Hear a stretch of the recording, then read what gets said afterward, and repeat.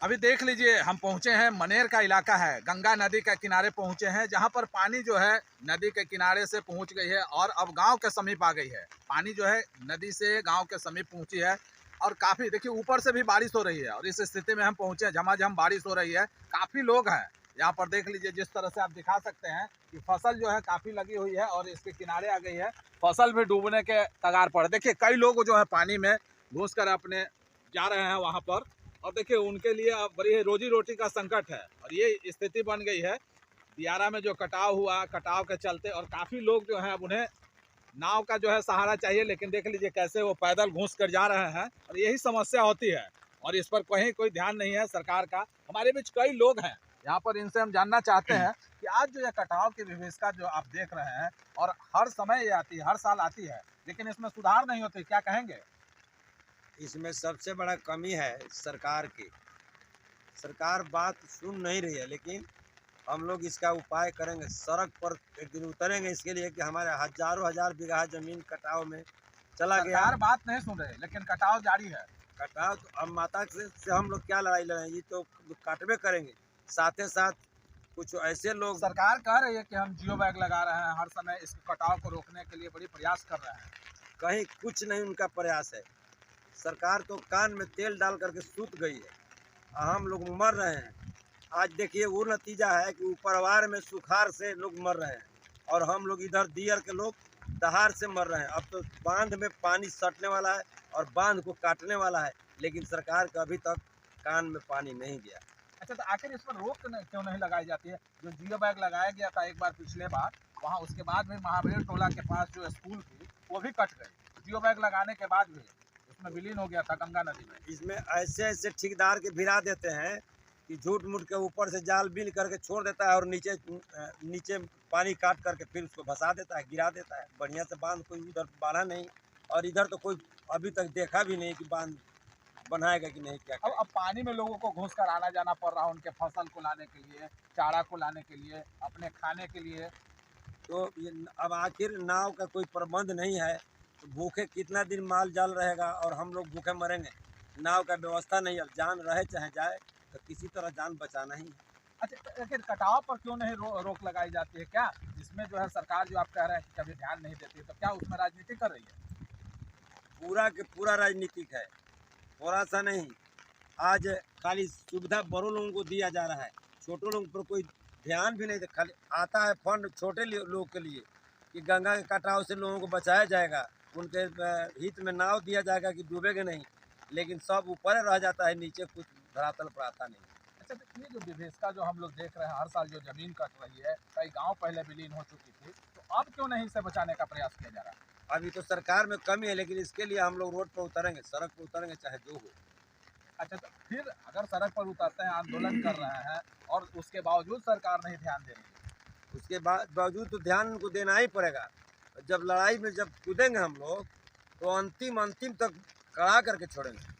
हालांकि ये परिकल्पना थी कि अगर लोगों का कहना था कि अगर रिंग रोड अगर आती, इस तरह से सड़क किनारे जाती तो बांध बन जाता और एक रोड भी होती और दियारा के जो स्थिति है, जो संस्कृति है, सभ्यता है, वो बचती। रिंग रोड के लिए तो हम लोग कितना बार इसका लड़ाई लड़े, लेकिन ना जाने कि जादव जाति समझ कर किसी इलाकों को मैंने दरकिनार किया जाता है। इसमें क्या राजनीति है तो सरकार समझेगी बात, लेकिन ये हम लोगों के साथ सौतेला व्यवहार किया जा रहा है। शेरपुर से इधर में रिंग रोड जो रोक दिया गया, ये सौतेला व्यवहार है सरकार हम लोग के साथ। अगर रिंग रोड बन जाती या बोल्डर पिचिंग हो जाती तो ये दियारा का जो सभ्यता है वो बच जाती। सभ्यता और मान्यता सब कुछ बचता, हम लोग को धन संपत्ति सब बच जाता। इधर बांध के बनने से, रिंग रोड आने से और ये सब से हम लोग को धरती बचता, जान माल का मैंने रक्षा हो जाता। चलिए, देखिए हमारे बीच से शंकर व्यास जी, इनका कहना था कि जिस तरह से जो परिकल्पना की गई थी रिंग रोड की, ये जो कटाव जारी है, कई वर्षों से जारी है। पिछले कई वर्ष से हमारा गांव चला गया, हमारे हजारों एकड़ जमीन चली गई, लेकिन उसके बाद भी सरकार की नींद नहीं टूटी है। केवल और केवल राजनीति हो रही है, वोट बैंक की राजनीति की जाती है, लेकिन उसके बाद भी दियारा की जो सभ्यता और संस्कृति जो है उसे बचाने का प्रयास नहीं किया जाता है। हमारे बीच और कई लोग हैं, इनसे हम जरा जानते हैं कि यहाँ पर जो आप जो ये कटाव की जो विभीषिका है, आप देख सकते हैं कि जिस तरह से कटाव हुआ है, अब एकदम गांव के समीप पहुंच गई है। और लेकिन आज तक काफी दिन से कटाव चल रही है, क्यों नहीं रोक लगाई जाती है? ये तो गवर्नमेंट के हिसाब से है, सरकार चाहेगी तो रोक लगाएगी और सरकार नहीं चाहेगी तो नहीं रोक लगा पाएगी। ये तो आम पब्लिक के हिसाब से नहीं ना है। आम पब्लिक का प्रॉपर्टी जो है बर्बाद हो रहा है, इसके ऊपर सरकार ढंग से एक्शन ले, ध्यान दे। सरकार हर बार कहती है कि हम इस पर रोक लगाने की क्वायद कर रहे हैं, प्रयास कर रहे हैं, जियो बैग लगा रहे हैं। वहीं पर रह जाता है, जिला स्तर में ही रह जाता है, गांव तक नहीं पहुंच पाता है। तो क्या वो प्रयास कागजों जो पर है, चल रहा है? बस कागजे पर रह जाता है, यहाँ तक नहीं पहुंच पाता है। अच्छा, तो इस तरह से जो स्थिति बनी है, जो आप देख सकते हैं, जो फसल लगाए दिखाया जाए, और जैसे देख लीजिए लोग जा रहे हैं, लोग जो है वो नदी का जो भाव है, पानी जो घुस गया है और उसके बाद लोग जा रहे हैं। यहाँ पर जो इस तरह का जो स्थिति बनी है, फसल भी नहीं बच रहा है, खाने की समस्या हो रही है, फिर आके कह रहे हैं कि सरकार सोई है। सबसे पहले तो ये सब इतना जो दिक्कत हो रहा है, इस वजह से सरकार को बहुत नुकसान है। इतना जो आदमी डूब के मर रहे हैं, कभी कोई चारा लाने के लिए मजबूरन तो चारा लाने जाना ही पड़ेगा। खेती गृहस्थी किए हुए हैं तो अनाज पैदा सरकार करने उसके जाना लिए ही मुआवजा पड़ेगा। देती है, जो मर मुआवजा जाता है। देती है, सरकार मुआवजा देना पड़ता है सरकार को। तो देखिए सरकार हमारी इस टाइप का है कि गज नहीं हारेंगे, फान हार जाएंगे। अच्छा, जो गज होता है वो नहीं हार पाएंगे। अगर यदि अभी से मेंटेनेंस कहा जाता है कि गाड़ी का एक वो नट बोल्ट अगर यदि ढीला हो गया तो उसको टाइट करने के बजाय पूरा नट बोल्ट पूरा ढीला हो जाएगा, तब जाके हम गाड़ी का नट बोल्ट टाइट करेंगे। सरकार का ये मंशा रहता है। तो इस तरह से जो है सरकार को नुकसान ही हो रहा है। हर साल आए दिन जो है हमारा ये बांध के नीचे पानी डूबा हो जाता है, एकदम नाव चलने लगती है बांध तक। और उस स्थिति में जो है कम से कम 20 से 25 आदमी जो है बूढ़ा से लेकर पूर्वज से लेकर बच्चा तक डूब के और मर जाते हैं। तो हर साल जो और मुआवजा दी जाती है, 4-5 लाख रुपए दिए जाते हाँ, हैं, करोड़ों रुपए खर्च होता होगा, करोड़ों रुपया खर्च कर देंगे इसमें। लेकिन NDRF उससे टीम में उससे करोड़ों कम में रुपया खर्च करेंगे, उससे लेकिन कम में जो है कटाव बच जाएगा। हाँ सही जगह पे अगर यदि खर्च किया जाए तो आदमी का जान भी बच जाएगा, माल भी बच जाएगा और सरकार का भी प्रशंसा होगा और आपकी गांव और जमीन भी। और हमारा गांव और जमीन भी बचेगा, फसल भी बचेगा। तो सबसे ज्यादा जरूरत तो जमीन की है ना, तभी तो अब सबसे चलेगा। सबसे ज्यादा जरूरत जमीन की है। इसी के कारण, इसी के लालच में तो सारा आदमी डूब रहा है ना। जो सरकार और सिस्टम की आप बात कर रहे हैं, उन्हें भी तो भोजन चाहिए, ये तो खेत में ही उपजेगी। सिस्टम ऑफिस में अपना इस्तेमाल करेंगे तो काम नहीं चलेगा। अगर यदि एकदम बिल्कुल आके ऑन द स्पॉट अगर यदि देखेंगे वो सिस्टम को तो उनको लचर व्यवस्था दिखाई देगा, काम करने का इच्छा जाहिर होगा और काम करवाएंगे। अब चलिए। अगर यदि जैसे छोटा सा ही नहर टाइप का हो जाता है हमारा, हर साल थोड़ा सा पानी आया, डुबाव पानी हो गया, वहाँ पे थोड़ा सा स्ट्रक्चर दिया हुआ है पुल बनाने के लिए, जरा सा पुल बनने का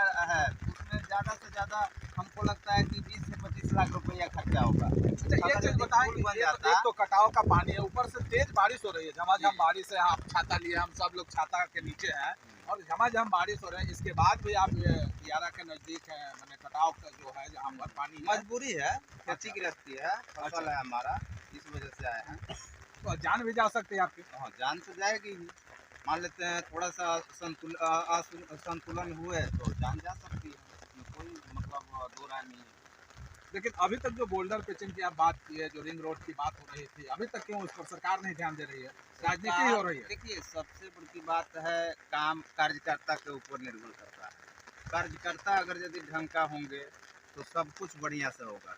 सरकार देखिए, सरकार का मंशा यही रहता है कि हर जगह हम फिट करके रखें, लेकिन नीचे जो पदाधिकारी जो बैठे हुए हैं उन लोगों को चाहिए एकदम ऑन द स्पॉट आके निरीक्षण करना, क्योंकि जो है उनका अपना पैसा तो खर्च हो नहीं रहा है साइड पे जाने के लिए, आने के लिए। उनका तो सरकार को सारा पैसा दे रहा है, DA जो भी होता है वो सब मिल रहा है। तो उनको एक बार चाहिए था कि हर साइड पर जहाँ जहाँ बैग हम लगवा रहे हैं, जहाँ जहाँ काम लगाए हैं, वहाँ पे जाके और ढंग से देखें कि हमारा काम दुरुस्त हो रहा है या नहीं हो रहा है। देखिए अपना संपत्ति के आधार तरह अगर यदि सारा पदाधिकारी जो है देखना शुरू कर दें तो कहीं कोई दिक्कत नहीं होगा। चलिए, हमारे बीच थे अशोक जी, इनका कहना था कि जिस तरह से हमारी जो कागजों पर जो काम चल रही है उसे धरातल पर उतारने की जरूरत है। अन्यथा जो दियारा के जो संस्कृति और सभ्यता की आप बात कर रहे हैं वो कभी भी कटाव में विलीन हो सकती है। पटना से नवीन कुमार।